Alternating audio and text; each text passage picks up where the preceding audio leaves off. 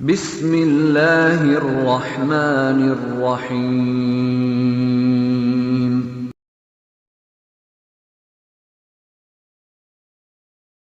حدیث مبارکہ ہے کہ جو مجھ پر درود پڑھنا بھول گیا وہ جنت کی راہ بھول گیا۔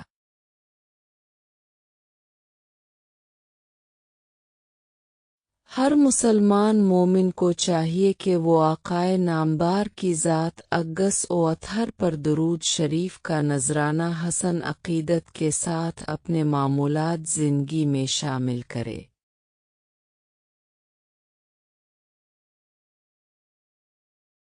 دن بھر درود کرنے کا ثواب۔ اللہم صل علی سیدنا محمد فی اول کلامنا، اللہم صل علی سیدنا محمد فی اوسط کلامنا، اللہم صل علی سیدنا محمد فی آخر کلامنا۔